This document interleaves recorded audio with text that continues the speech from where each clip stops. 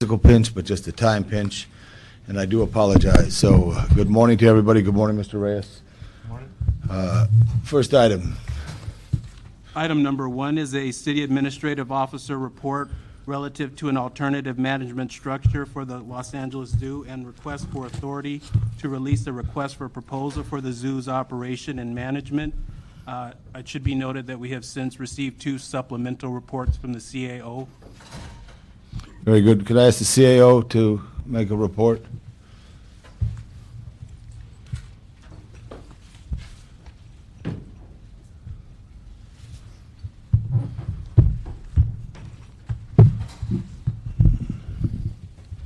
Good morning. Miguel Santana, CAO.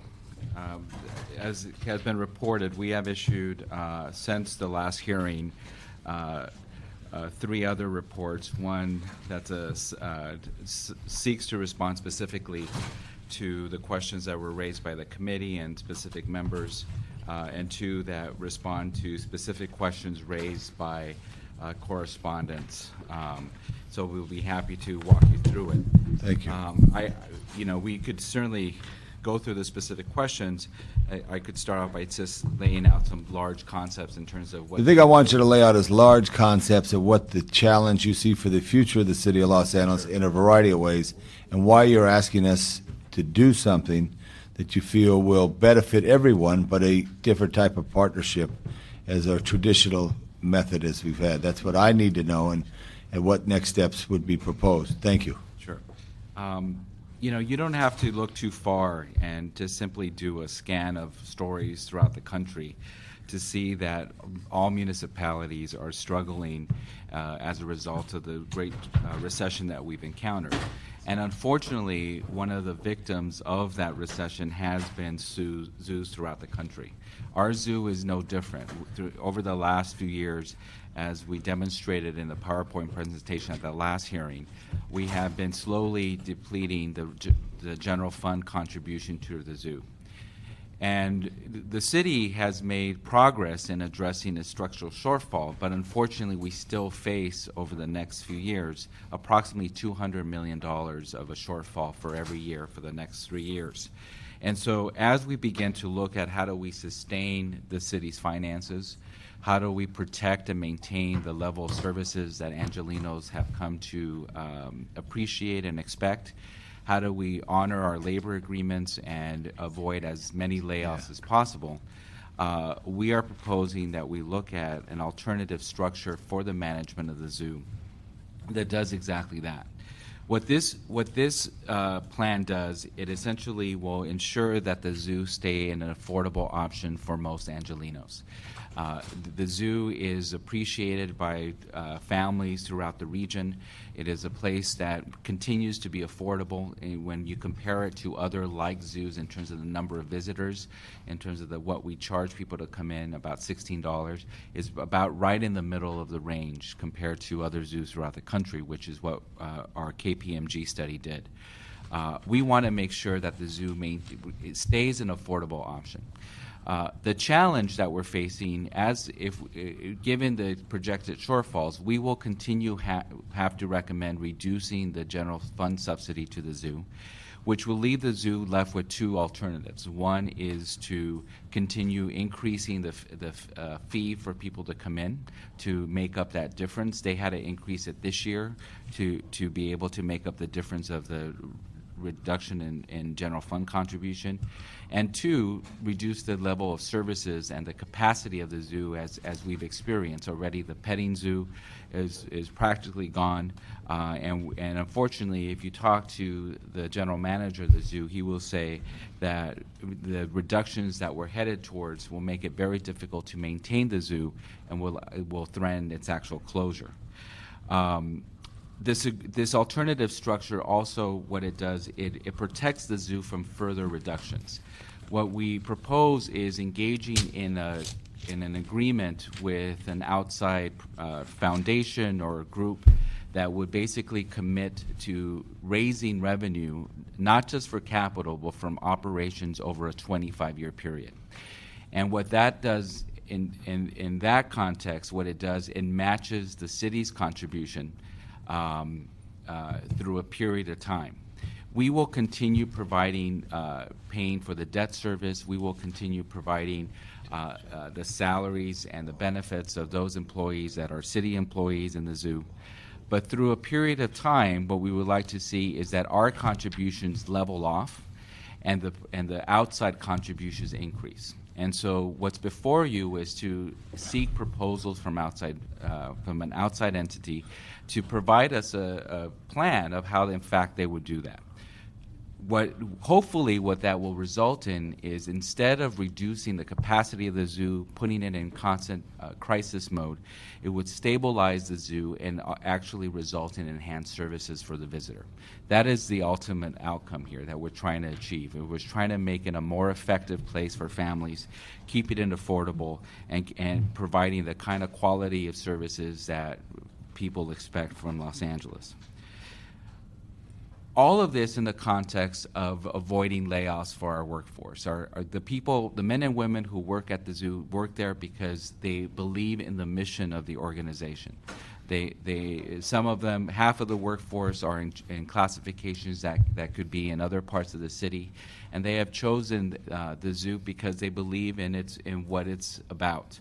And so we're proposing a plan that protects all of their jobs, that assures that they maintain their status as city's employees, their salaries, their negotiated COLAs, their pensions, their health care, all of that will remain. And over a period of time, what we will see is that the workforce will become blended. We are now proposing that the general manager always be a city employee to make it clear that he or she has the responsibility to oversee the workforce, particularly as it's blended. And what will occur during this time is that through attrition, we would hope to see that the workforce become blended between city employees and outside foundation employees. This is a model that has been adopted by zoos all over the country. Some more dramatic efforts have been to basically lay off all the workforce and basically allow the separate entity to hire them back. We are not proposing that. We are proposing a transition over time, over a 25-year period. This is consistent with what was done at other venues in Los Angeles that are run by the county. The LA County Museum of Art, LACMA, underwent this transition in the 1960s. And it's a model that has proven to be effective, particularly for zoos throughout the country. And the KPMG report lists a number of examples where, in fact, that has occurred. And then finally, once we stabilize the funding at the zoo, we could project out in the future what the anticipated savings would be in comparison to maintaining the zoo under the current structure, which we expect over a 5-year period to be at minimum of $20 million to the general fund. What that does, it relieves pressure on the rest of the system. So not only are we then helping protect jobs in the zoo, but we're also then protecting jobs for the rest of the city family by releasing some of the pressure that currently exists in the projected shortfalls that we're encountering. So there's a number of reasons to consider this fully. You are not being asked today to make the decision to to have a different operator. What you're being asked today is to allow proposals to come in to be reviewed by a panel that would be a mix of folks from within the city family as well as folks from outside of the city family. And then after that process, we hopefully by the end of this calendar year, we would come back to you with a recommendation. If no one submits a proposal, then the answer is, the question is answered on its own. We do expect at least 2 entities to submit a proposal. There may be more, but what we're asking is for the inquiry to see who would be interested in partnering with us, how would that work, how would they propose matching our contribution, how would they work within the structure that we've laid out. Let me just ask a question, because yesterday was a good day for Los Angeles because the people of Los Angeles voted for Measure L, and L was implemented with opening up the libraries on Mondays. When the zoo was, and I just thought of this when you sat down, so sorry I'm giving it to you last minute, but when the zoo was taken by vote out to form the Department of the Zoo and separated from Recreation and Parks. Was any of that allotment guaranteed to the zoo, and do we know that, and could we research it? I just want to know. Mr. Labange, when the zoo department was created by ordinance. By ordinance. And separated, and only the zoo's revenues were allocated to the But when zoo. they got divorced, let's just say that way. When they got divorced, there was no property. There's there no was alimony spousal from the property from the charter. No. That said that would be defined, which was a missed opportunity, because that would have been, if they took .00001, it would have been something. But okay, that being said, on this issue here, just to explain a little more on the county.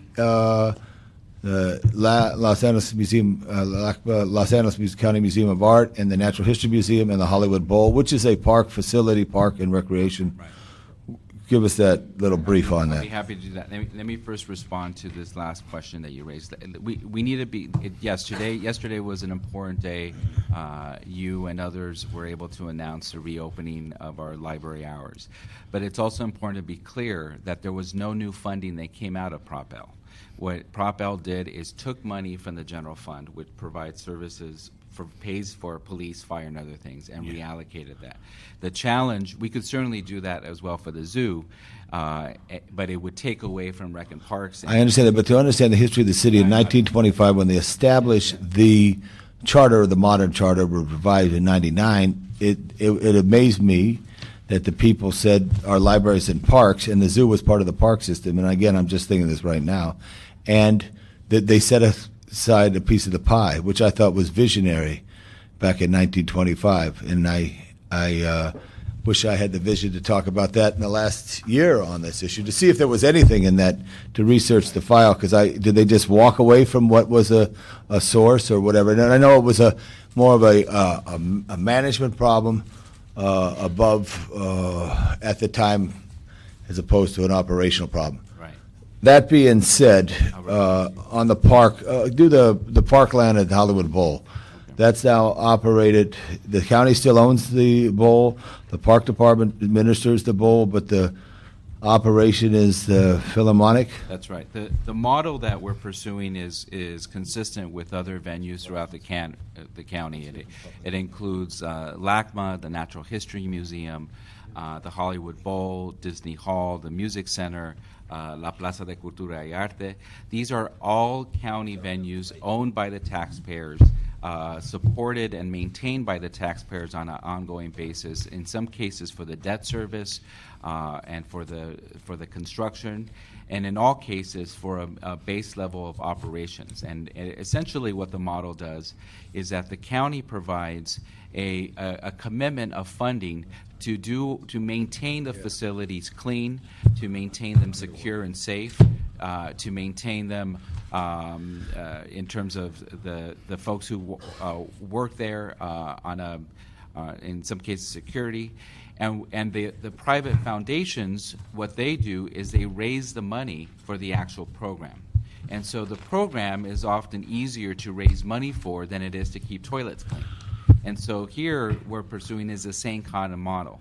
The city will maintain a commitment on the maintenance and the facilities and our debt service, but we would partner with the foundation to essentially have them raise the money for the programmatic pieces. And the result of that is that we could then generate more funding. Now, GLAZA, we've been fortunate to have a partner who has done an outstanding job in helping us raise money. We believe that under this model, when there's an entity, whether it's GLAZA or somebody else, who has actual oversight and management of the facility, they would be much more effective and able to be able to raise the kind of dollars that are necessary, not only to mitigate the shortfalls that we're encountering, but to actually provide enhanced services. All right, thank you very much. I'm going to ask you to displace your seats. We're going to have public comment right now. I'm going to run a 1-minute clock. If you need to say a little more, you're welcome to, but if you could do it in 1 minute. Audriana Hawkins, Carlos, I want to say Carrillo, Don DeLay. For those three chairs, good morning. Good morning. Good morning. Take a seat, relax. And tell us what's your thoughts. No, I know. You see, you could walk in a lion's cage and not be afraid, but you're a little afraid right now. Throw me in the den. I know. You're good. Whoever wants to start first. Yes, good morning, everybody. My name is Carlos Carrillo.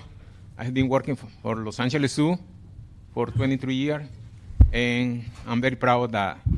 And I can see, how we can serve the city of Los Angeles or the Angelinos, and we are doing our best, taking care, of the animal, of the plant, using the water, and giving the best for our visitor, the Angelinos and cities around. And another thing is, everything is about money. Everything is about general fund. I believe the city want to be positive, and it's hard to keep it like that. But the money to run the zoo is coming from the Angelinos. Really, it doesn't matter, how much money we have in our general budget. And we need to prioritize to have a place for them to enjoy, to come, to have a good time, and not to make the zoo more expensive, because it's coming out, of the normal. Thank you very much, Adriana. Yeah, hi, my name is Audriana Hawkins. I'm a gardener caretaker for the Los Angeles Zoo and Botanical Gardens. I've been there about 6 years. And also wanted to add, I'm a native Angelino, and I have great memories of coming on field trips every year to the zoo. And I said, when I get bigger, I'm going to aspire to work here. I'm proud to be a civil servant, and I think that the Los Angeles Zoo and Botanical Gardens should remain in the hands of the Angelinos. We do just in the gardener caretaker department, we work in conjunction with the animal keepers, because when we cut down any type of plants, for the most part, everything in the zoo is browsable, so it's pretty much fed out to one animal or many. And if we get privatization companies to come in here, they're not going to have the knowledge per se. They may just be mow and blow people and not know the horticulture of that's an Aleogene huguli, that's a blue hibiscus, to work. And we have that report already in place. We know the infrastructure, we know who we're working with, and we're proud to do our job. And I just want to make it clear, I think we should just keep it in the hands of the Angelinos and keep it the way it is. Hi. Morning, Tom. Hi, Don. I'm Donald DeLay. I'm a sheet metal worker at the LA Zoo. I've been there for almost 9 years now. When I first started working there, I applied to the city, not the zoo to be specific, but I ended up getting hired at the zoo. And at this point, I'd like to call it my home. And I enjoy taking my kid there. And a lot of times when the zoo brings in outside contractors, we often have to go back in and fix their work, and it's pretty typical. There was one occasion, or numerous occasions, where I go back in and I'll make a list of all the code violations, and on one case, on just changing out a simple air conditioning unit on a roof, there was over 13 code violations just on that one incident alone. And this is the type of thing that's pretty typical when we bring in, my experience is non-union contractors in to do work, that they just hurry up, they want to get in, and then they want to get paid and get out. And it's impossible to get them back to do warranty work because they don't want to. They're not making any money off that. Thank you for your comments, Don. Lowell Taylor, Randy Pettit, Ruby Caleros.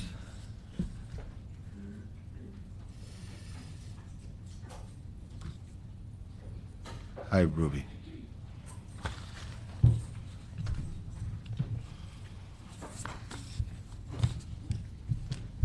My name is Ruby Ceballos, and Move the microphone closer to you. There you go. my name is Ruby Ceballos, and I've been at the zoo for 5 years and a half. And I'm proud to work at the zoo because it's a nice place to work and fun. You can learn about plants. It's a botanical place, and there is not too many zoos that are botanical. And also you can work with close to animals. You can see a lot of kids. They're so happy to be there. If the zoo gets privatized, the prices are going to go up, and a lot of people that won't be able to, their families won't be able to pay those high prices, take the whole family in a weekend. And also, there won't be places for kids or teenagers, and it's going to be more crime in the streets because there won't be places that can have fun and just go see animals and just spend the whole day with their families over there.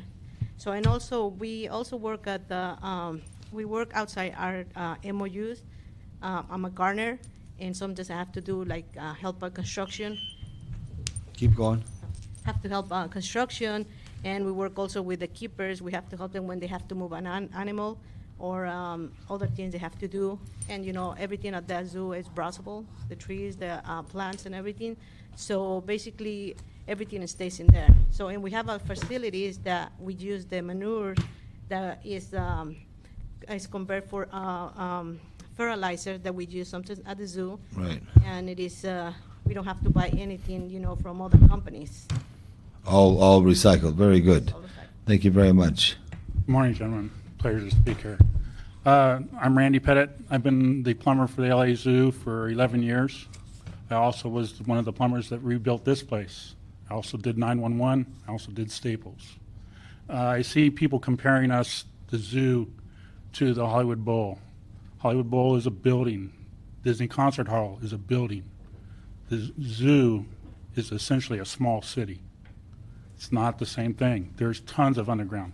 People don't want to come to the zoo as workers because there's that much. They know this is one of the hardest places in the city as a construction person to work. I was listening to Councilman LaBonge, and I think he's hit a little loose end that's been around. When the zoo came over from Rec and Parks, I think you're right. I think the zoo didn't get the piece of the pie they were supposed to. I think they had a small crew, and they say at the zoo, this is all you need to run this place. They lost the accreditation, so who's telling the truth?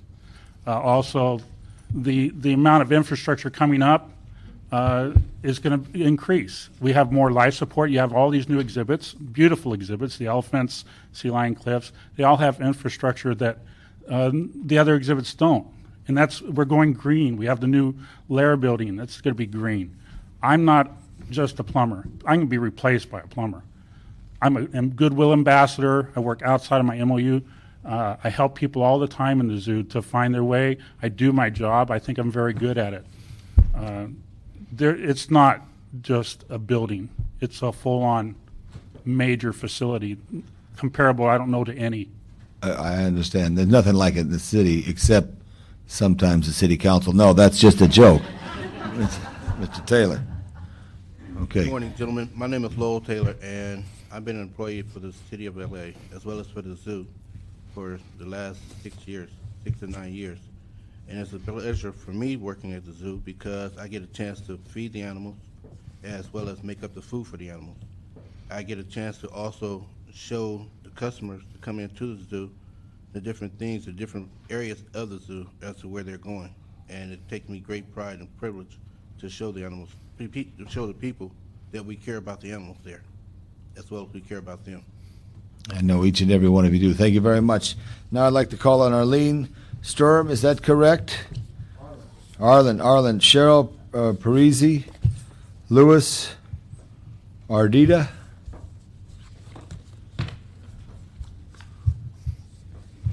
Do you have a name here? What's the name? I got to get the name. They got to fill the name in there. Hi. Good morning. Hi, Cheryl. Oh, me first. Sure. Thank you. First of all, I think you've heard what a special place the Los Angeles Zoo is, and it's special, obviously, because of its collection, but also its staff. It is unlike the models that you've heard. It is not a building. It is not a museum that locks its doors at the end of the night with security. It is a living, breathing entity that should not leave the city. I think your insight on Measure L and the property tax increment is really brilliant and important. It might help explain why the city is providing a subsidy at this point in time, and certainly should be explored. It was certainly an oversight when the zoo was split off from the Department of Recreation and Parks, and probably does contribute to the city contribution. I mean, if that piece of tax increment was available to them, and I think that should be seriously explored. But I just wanted to talk about, and others are going to talk about the operation of the zoo, I just wanted to talk about the big structural problem. Let me say we are no longer where we were a few years ago. The CAO was before you presenting $1 billion deficits. Now he's talking about $200 million. That number continues to come down. We are at a very different place. CalPERS yesterday just recognized 20% earnings on its holdings. We expect similar announcements from the city pension plans. And so we are really not in the place that we were. Obviously, the coalition agreements provided the structural savings. So I would really ask that the structural problems that existed 3 or 4 years ago have largely been solved. Yes, the coalition agreements, the earnings on the stock market, all of the things, the downsizing of the workforce through the early retirement program, we have done it. And we are at a very different place. And I think that the considerations should be different now. The considerations should now be, number one, declare that we have solved our structural problems, and let's start rebuilding the city. Let's look and value what we have and retain that. There are specific things that we can look at. Are the concession agreements written in a way that is favorable to the city? Can we enhance revenues there? Can we do something on parking? There are other places that we can look at to relieve general fund burden. And I would suggest that would be the strategy that we would look at and reject any effort to privatize our wonderful Los Angeles Zoo. Thank you very much. Good morning, council members. My name is Luis Herita. I'm a business representative for IBW Local 11. I'm speaking today on behalf of the LA and Orange County Building Trades Council. We urge you not to allow this proposal to move forward. The city's report references other government-owned facilities that employ alternative management structure, such as a Hollywood Bowl and LACMA and others. The difference is that those facilities don't require the same care and attention that the zoo requires. You can't just hire any plumber, as you heard, or any electrician off the street to maintain the 24-hour habitats that the animals need to survive. The report also mentions that existing employees will have the opportunity to stay, but new hires will be at the discretion of the new private operator. These new hires will most likely be hired at a lower wage and benefit scale, which means the zoo will not get the skill and expertise it already employs. If the city proceeds with this proposal, it would not only be gambling with the lives of the animals, it will also be gambling with the livelihood of its loyal employees. Thank you. Thank you very much. Arlen. Good morning. My name is Arlen Sturm. I'm a truck operator for the Los Angeles Zoo. I've been doing this for the past 13 years. I enjoy the zoo very much. I love what I do. I urge you also not to privatize for the sake of my job and my colleagues' jobs. I love working around the zoo. I love the people that I work with, the animal keepers. We have a rapport that outside services wouldn't have. We have a knowledge of the zoo inside of where things are, what things are supposed to be done, how things are supposed to be done. Outside sources wouldn't. We have just a knowledge of what we do. We've been doing it for a while. I don't want to see my job or anyone else's job lost for privatization purposes. I have been at the zoo, like I said, for 13 years. I intend on staying at the zoo for the remainder of my career.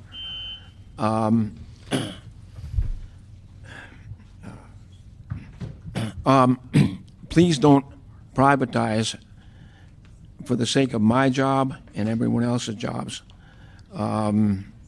I don't want to lose where I am or what I do. Thank you very much. We just appreciate it. David Sanders, Catherine Doyle,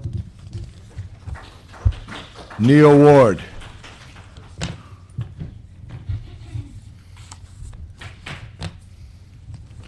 Hi. Good morning, Council. My name is David Sanders, SCIU Local 721.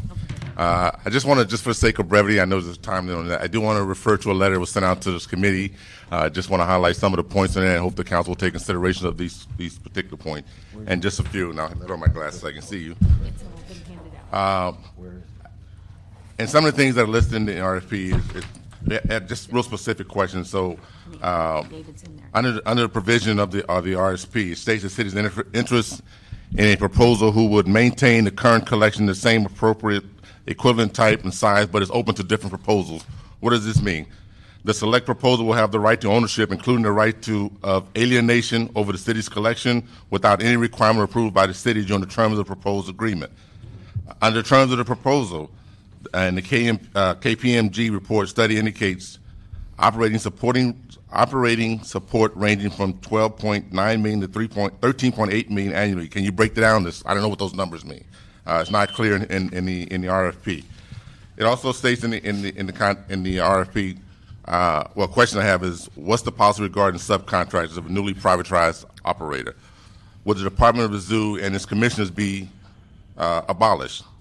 There are several questions in the report that's not addressed. My concern is that we're moving fast on this thing. We hope that you'll reject this RFP, and I'd like for this report to be admitted in the record. I don't know how to do that, but And add to the clerk, right there. Thank you. Ms. Doyle, good morning. How are you? Thank you. My name is Catherine Doyle. I'm representing myself as a concerned citizen as well as a campaign director for In Defense of Animals. I was unable to attend the last meeting, and there was a lot of talk about animal welfare, but I wasn't really hearing any kind of recommendations on how to protect that. And of course, as you've heard already, a lot of people have talked about how the zoo is different from a museum or the Natural History Museum and Art Museum. You're dealing with living creatures here. So first of all, the zookeepers are key to animal welfare, and it's extremely important that they remain city employees. I've spoken with employees at other zoos that have transitioned from city to public-private partnerships, and I can tell you that the employees I spoke with experienced a decrease in pay and benefits. And at one zoo, they were phasing out city employees, similar to what you're talking about, the blended system there. Actually, there were ways that were found to push out the city employees, and that was pretty well known at the zoo. At one privately run zoo, I'm told that many of the zookeepers have to hold second jobs just in order to make ends meet. We don't want that to happen here. It can happen here. It doesn't benefit the employees, and it doesn't benefit the animals. I'm also concerned in the RFP, I'll make this quick, with loss of transparency and accountability. I was disturbed to see a confidentiality clause in the first version of the RFP, which I believe is contrary to the California Public Records Act and to open records laws, and we need to preserve the public's right to know about the animals and the goings-on at the zoo. Unfortunately, there is a need for this. There have been times that the zoo has not been forthright with the public about animal welfare issues and has even failed to provide records requested under the California Public Records Act. I'll just close in saying that I'm urging the committee to please put animal welfare first, not just in words, but in action. Thank you, Ms. Doyle. Good morning, Councilman. My name's Neil Ward. I've been working at the Los Angeles Zoo for 25 years now. I'm the graphics manager. And in the time that I've worked at the zoo, I've had the opportunity to see the zoo grow as a city department. Originally with Rec and Parks, and through the ordinance it changed. The zoo was able to continue to grow and expand using mostly city money. Money that the folks, the city of Los Angeles and the county have given over to make the zoo a better place, and it's succeeded. It's become a much better zoo, not only in the grounds, how the grounds are taken care of, but in the management structure. My hope is that we will have a resolution on this, that those of us who are city employees can stay city employees, those folks who come in still are city employees, and that the ability to raise funds so that the zoo continues to grow is made possible through the proper fundraising systems. Thank you. Thank you very much. Sean DePork, is that correct, Sean? And thank you, Sean. And Lisa Grenchner?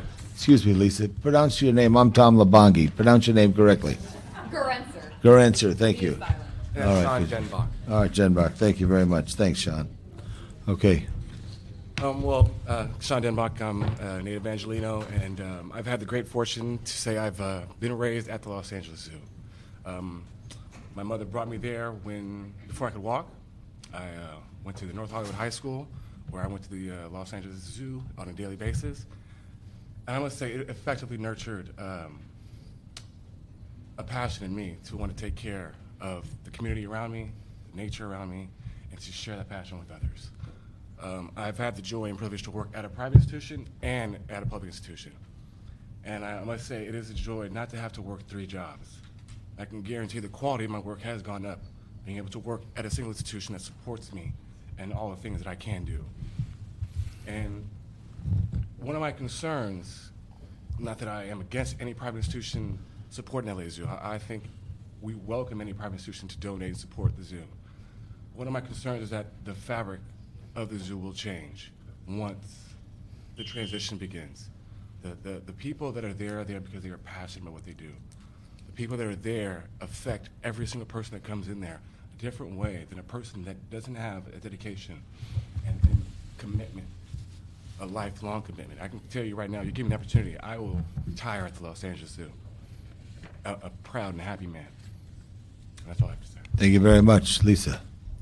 Good morning. My name is Lisa Garenser. As an employee and voting resident of Council District 14, I ask that you take very serious consideration before moving forward with the RFP process. From my first trip to the zoo in 1977 up through current day, I have watched the LA Zoo transform under the management of this city. The zoo has become a conservation leader and vibrant educational facility, servicing school children from all over the county of Los Angeles. The zoo's uniqueness is why in 1997 it became its own department. There are alternatives to the RFP to consider that would allow the zoo to continue to progress. I suggest asking the voters to support their zoo just as council did with the library department last year. The zoo department deserves a ballot measure, and I ask that the city work with our county supervisors to initiate a countywide vote. I am currently an executive administration assistant at the zoo department.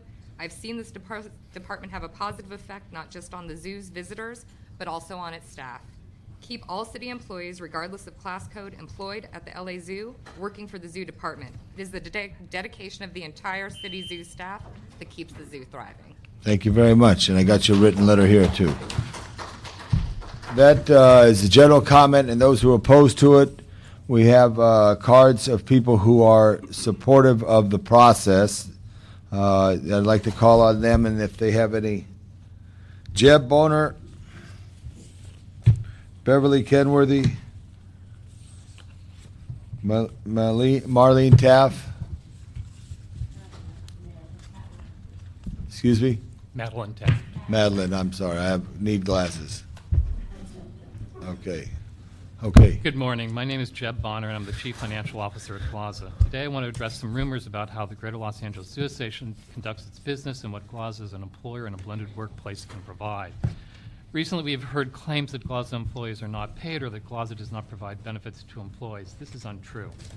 Plaza is blessed to have a volunteer corps of over 400 trained docents. In addition, a second group of volunteers, also numbering over 400, provides general assistance. But Plaza does have a paid, trained, and professional staff recruited from institutions as diverse as the University of Chicago and PricewaterhouseCoopers and Disney. We've been able to recruit and retain these employees because we have offered competitive salaries and benefits packages. And many Plaza employees have been with Plaza for a long time, with almost 10% of our workforce having been with Plaza for over 30 years. Our employees are covered with a whole range of benefits from medical, dental, vision, life insurance, supplemental disability, paid vacation, sick leave, and the ever-popular paid jury duty leave, as well as retirement plans. As a nonprofit, we survive and thrive based on our ability to hire the best people to meet our goals of supporting the zoo, its animals, education, and scientific programs, and providing for the enjoyment of our patrons. We aim for a world-class zoo. We have no desire to run a starter zoo. Thank you very much. Beverly Kenworthy, representing the Los Angeles Area Chamber of Commerce. The LA Area Chamber supports moving forward with this proposal.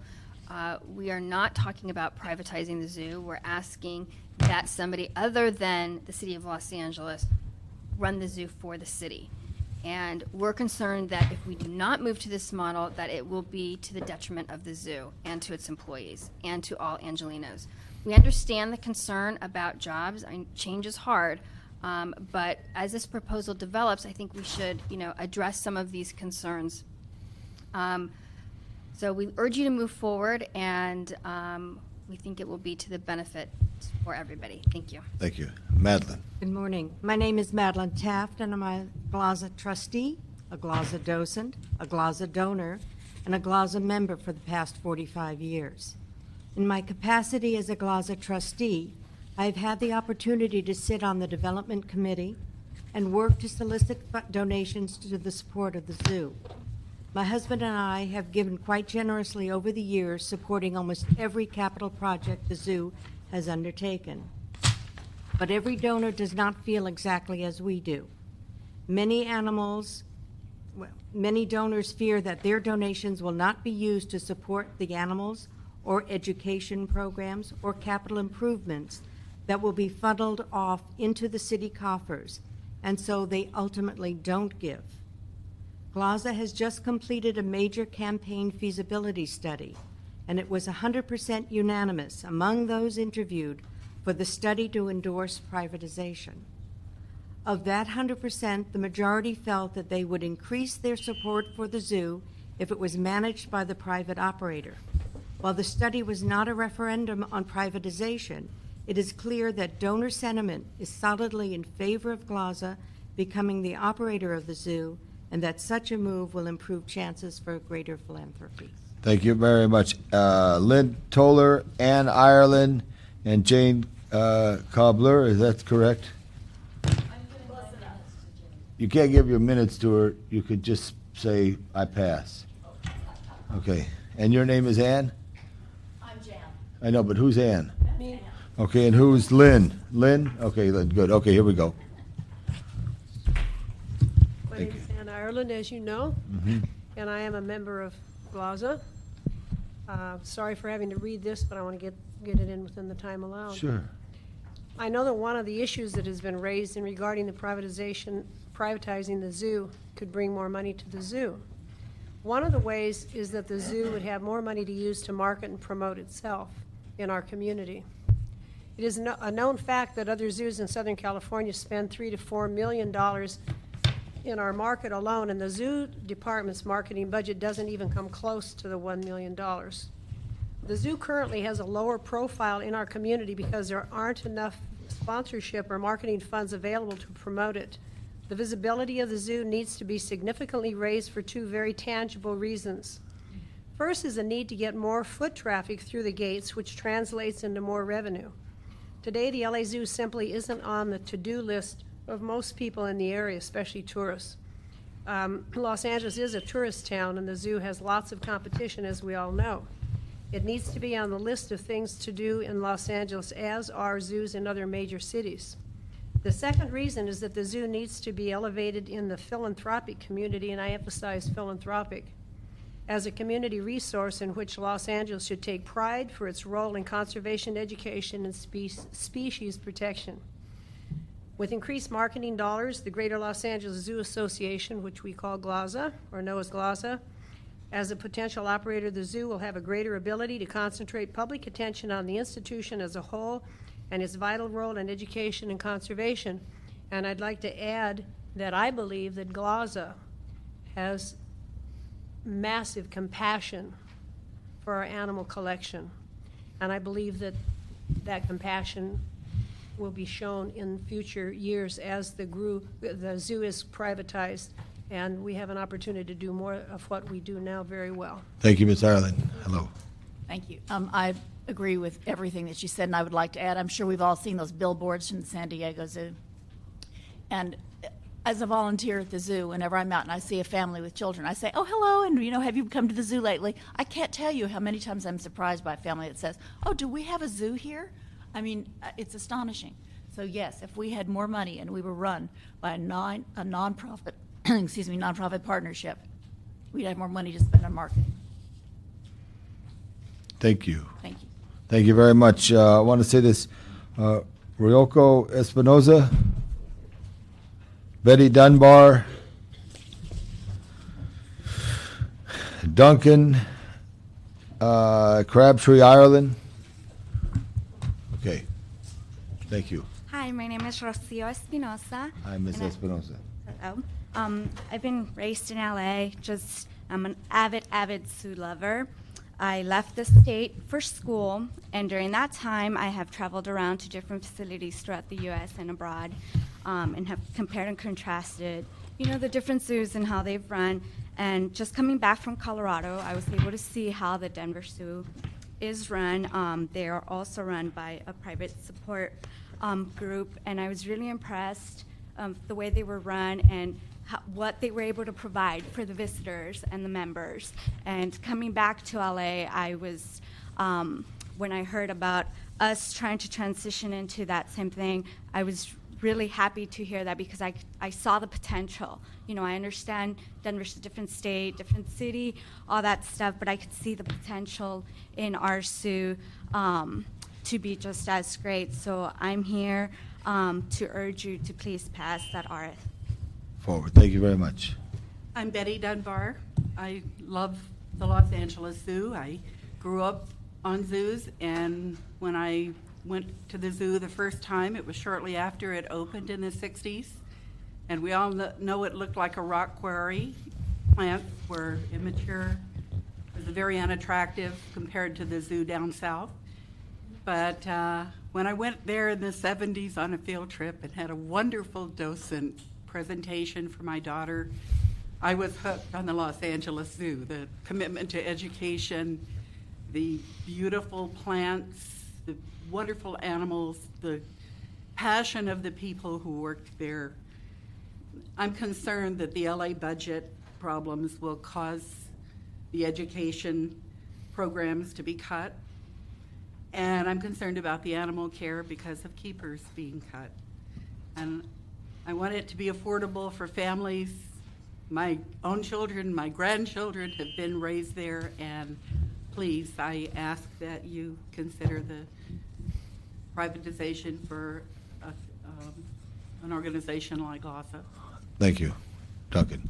Good morning. I'm Duncan, Crabtree, Ireland. I'm a union employee and labor activist. I'm also a Hollywood resident, a father of a 6-year-old who loves the zoo, and a member of GLASA's Board of Trustees, and I'm really proud to be that.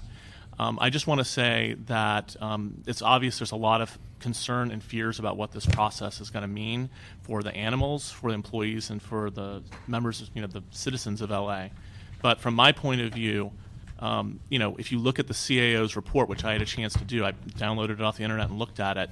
The employees at the zoo, the head count is going down. The resources from the city are going down. The way we're going to have a zoo that's great for the animals, for the employees, and for the citizens is to have this partnership and to let GLASA and let the Board of Trustees of GLASA go out there and raise the money that's going to let us put the zoo on an upward trend, not a downward trend. And so I really hope you'll take that into consideration in thinking about this process. Thank you. Thank you very much. Diller Ashby, Juanita Kemp, Karen Winnick. Hello. Hello. Good morning. My name is Delia Ashby, and I'm here today to speak as an animal lover and a small but very committed donor to both the zoo and GLASA. I believe the zoo is currently well managed, but I know it has the ability to become a world-class conservation and education organization and a major destination for LA residents and our very important visitors and tourists. I do not believe this will happen if the zoo remains subject to increasing costs and declining budgets. These funding problems make me hesitant to raise my support for the zoo. Please issue this RFP so that a separate nonprofit organization like GLASA can manage the zoo and use zoo revenues for the benefit of the animals, the zoo facilities, and the residents and visitors to LA. Thank you very much. Hello. My name is Juanita Kemp, and I am a longtime visitor of the zoo. If you put the old zoo and the new zoo together, that's over 70 years. So you see I'm committed. I'm a monetary supporter, and I am a volunteer. And I, too, have been asked if I go to the San Diego Zoo to volunteer. So if we have more money, then maybe we can advertise some more. I've seen firsthand the effect of the city's budget issues, what the issues have on the zoo. Just a few examples of what I've seen include the limited schedule for the Condor Rescue Zone, cutbacks of the World of Birds show, long lines in front of the entry because several ticket windows are closed, and I'm worried about the future of the zoo. Please issue the RFP so we can see what creative ideas organizations like GLASA have for the zoo. I know that most other city zoos are managed by their nonprofit support groups, and I've visited many of them. These zoos are doing very well, and I think Los Angeles would be wise to solicit ideas how to assure a strong, financially secure future for our zoo. Thank you very much. Ms. Winnick. Hi, my name is Karen Winnick, and I'm president of the Los Angeles Zoo Commission. I've been on the commission for many years. I feel very, very strongly that a public public-private partnership between a private entity and the city is the way to go. If we stay the way we are with all the cutbacks, we're going to have to give up some of our collection. We cannot maintain it. We're cutting back on people. If we move ahead, we can be a world-class zoo. If you look at all the zoos, 83% of the zoos in this country are public-private partnerships. In the future, and it's very unfortunate, but wild animals are going to be almost completely under human stewardship, whether it's in zoos or in animal parks in Africa. And this is all about conservation and educating the public. And if you give us an opportunity to move ahead, we can be a leader in this. And I sense so much fear of change, but we're going to take into consideration the employees, and we're going to take into consideration the cost of visiting the zoo, because those are things that we care about. But we're going to stagnate if we stay still, and we're going to be a world-class leader if we move ahead. Thank you very much. Connie Morgan is the last caller.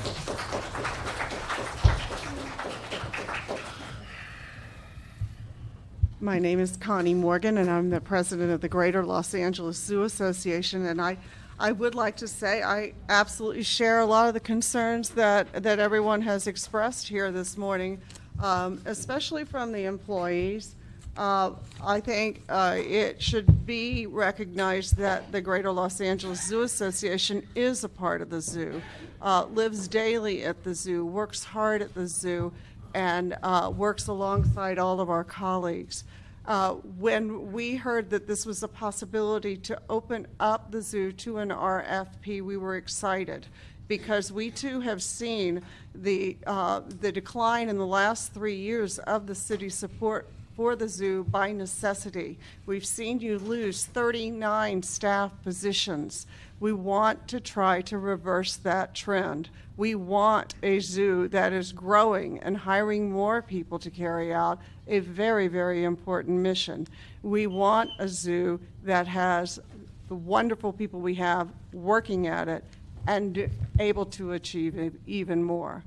I'd also like to say that our other core values that are very, very important to us are maintaining the accessibility and affordability of the zoo, as well as a very, very high standard of animal care. So I would encourage the committee to issue the RFP and let it be seen what kind of ideas come out of it. Thank you very much. That completes our public comment period. Mr. Race, you have some questions? Yes, Mr. Chair. Good morning, everybody. One, I want to thank you for your strong focus on making this a wonderful zoo. There's no doubt in my mind that the amount of energy that GLAZ has presented has been to achieve such a status that we can become a world-class zoo, and that is basically very obvious to me. But I also know that in committee is a time in which we could address questions and have the strongest RFP possible so that it can be transparent. And part of that is understanding how we treat our employees, both whether it's going to be through whatever entity. I think our commitment is to understand how we are moving forward and what will be the impacts. One of the questions I have, and I have several, it is with the intent of establishing a stronger RFP. It is with the intent of being careful with how we treat people's lives in as much as we enrich in the experience of the animals that we have in our facility. So I'd like to ask the CAO, is the city attorney still here? And Mr. Echevarria? I think he had to leave. He had to leave. Okay, well, I do have some questions for him. City attorney's here. Yeah, Okay. everybody thinks of Pete, that's why, so no disrespect. Well, let me go through this process, and again, it is with the intent. I don't want to stop, slow down. I know the urgency is there, but I feel that we don't address these questions and be as thorough as we can be, that the structured RFP could cause more difficulty, more complications when it goes back to the council, and that truly is my intent. So with that spirit, I want to ask the city attorney that we have been told by the CEO that we cannot tell a private entity what to pay their employees. But my question is, why can't we include a salary standard in an RFP such as this one? And is the living wage ordinance the only entry into this discussion? I don't know. So if I can address those two questions. We can request or require the operator to pay a living wage. That's something we can look at and negotiate. Right, I understand that, but is that the only entry into establishing a standard that is beyond the living wage? Is there another way to create a standard that allows us to pay consistently throughout the relationship in this RFP a different standard of compensation? It all depends on how the ultimate agreement is written in what you negotiate in terms of how the actual running of the zoo turns out. If you, it's something that we need to investigate. So we're not clear yet? Yes. So it is a possibility? Yes, but then the question always comes up in terms of how much control the city is going to maintain and what possible liabilities result from our establishing too much control in the operation of the new entity. And that's a significant observation. If we spoke of fears. A lot of fear is based on the unknown.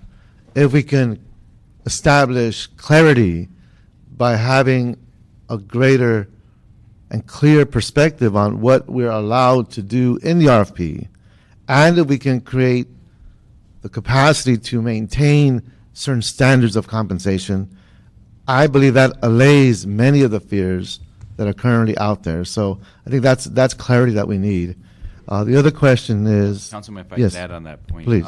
I think what I understood P to raise at the last meeting is that the city can require, as part of the RFP process, that the bidders present their schedule or how they intend to address the issue of compensation for non-city employees. Obviously, we established that for city employees, and that could be a factor in evaluating the overall proposal. What I also understood, however, is that the city cannot mandate a particular schedule. So it certainly could be a factor. We would want to ask the bidders to let us know what is their approach, what is their intention as it relates to employees and their compensation that they hire, and then we could look at that in the context of other elements of the proposal.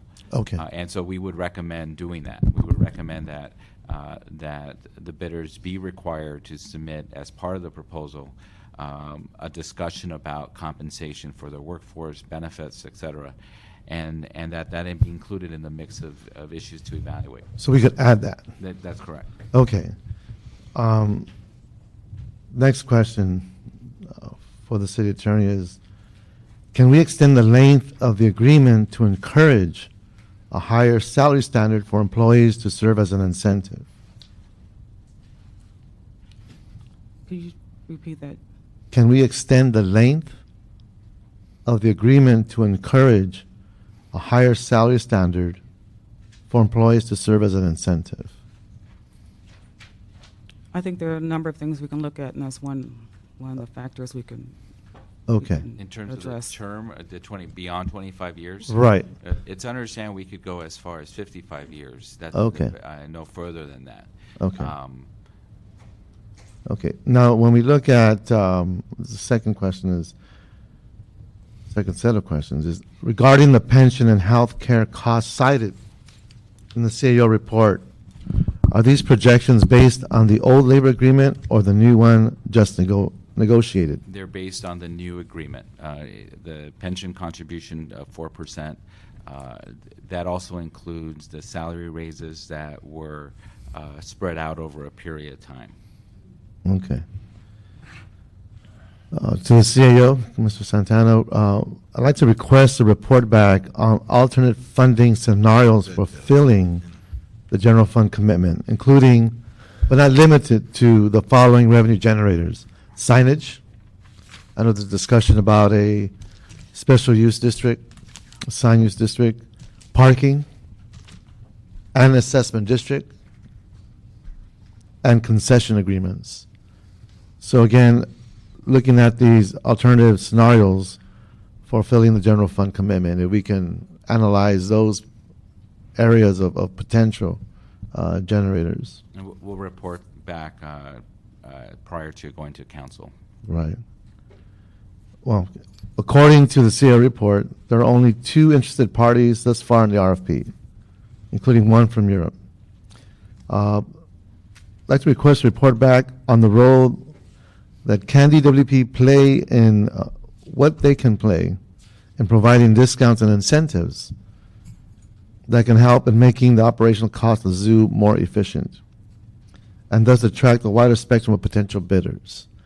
So I think part of the hesitation of having a wider range of competition is it is so hard to do. And if we have different types of incentives from DWP incentives, maybe it lowers the desirability, the attractiveness of competing, and allows us more of a wider range of competition.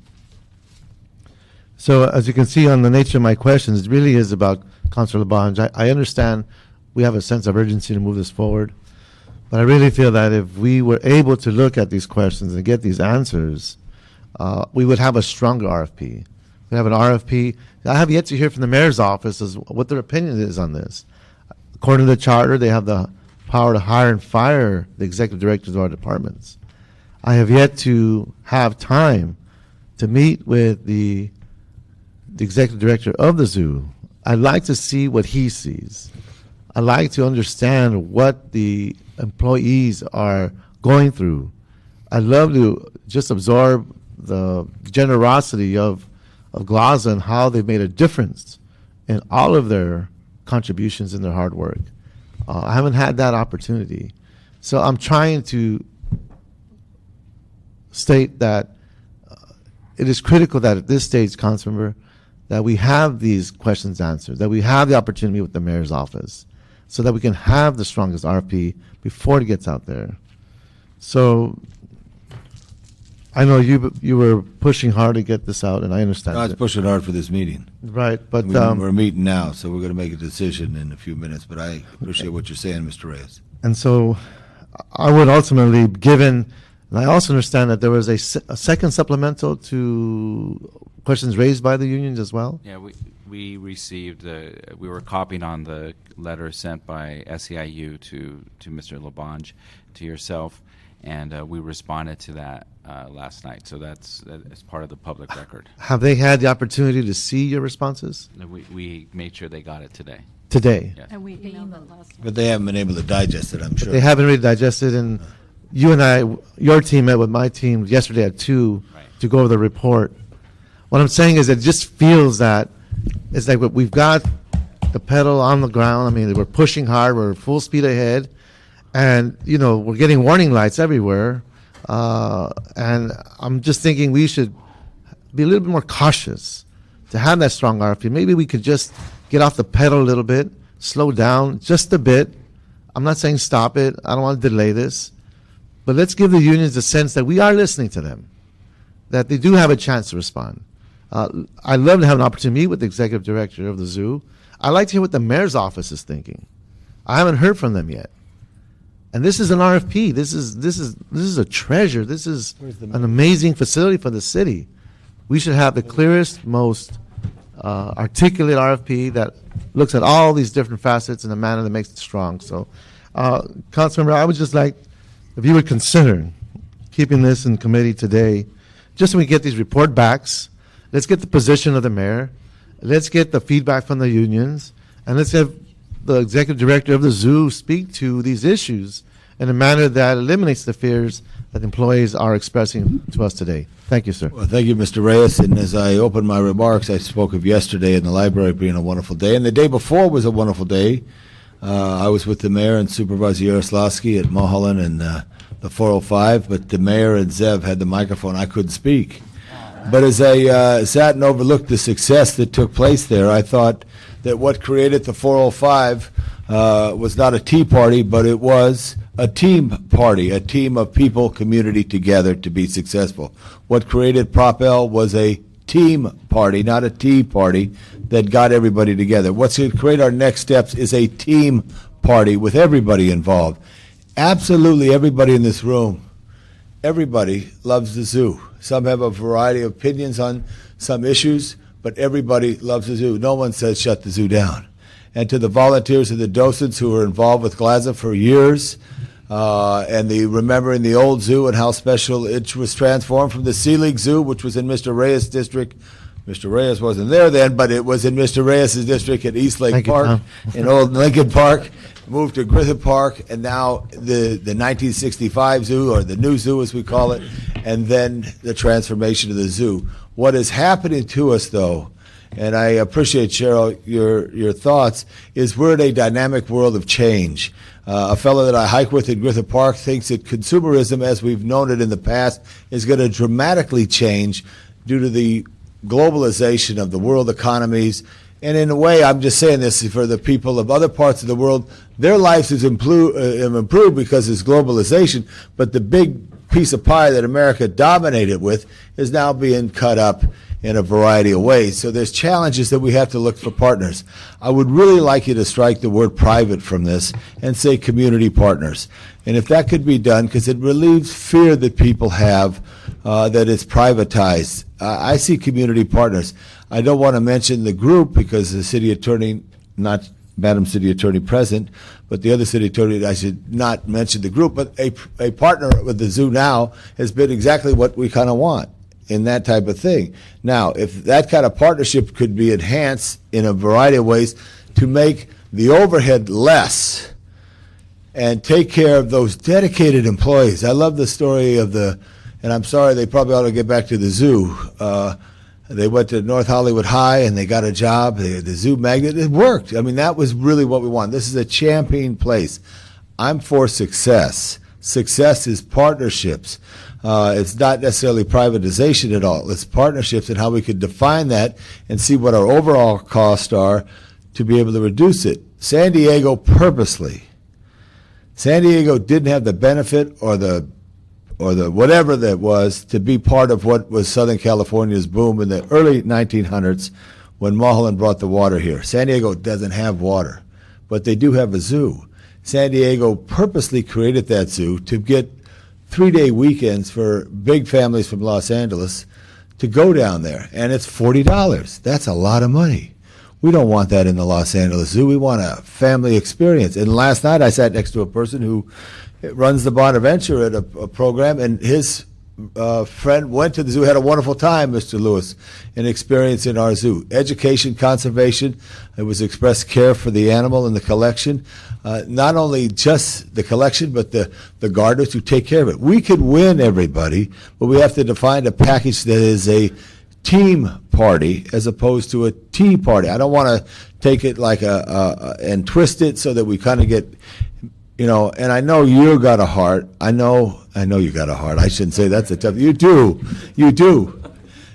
And you're trying to do what's right for Los Angeles. So what I need to do, and in working with a variety of people to try to bring, without violating any rules, because this is an RFP process, some conversation amongst everybody so we get the right clearance, if I could say that, so we are successful in our next steps. I think this has been a very good public hearing, that people got to express their passion, and again, but both those who work at the zoo, but those who dedicate their lives for their zoo. And I don't think what the public understands, meaning the public government understands, that partnerships at universities, public universities, a variety of things have to be made. I don't know what the percentage of partnerships that UCLA has, but I'm sure it's in the hundreds of millions of dollars. And that's something municipal government has not been able to transform in the right way. And I'm familiar with LACMA in my district and the Hollywood Bowl in my district. It is different. It is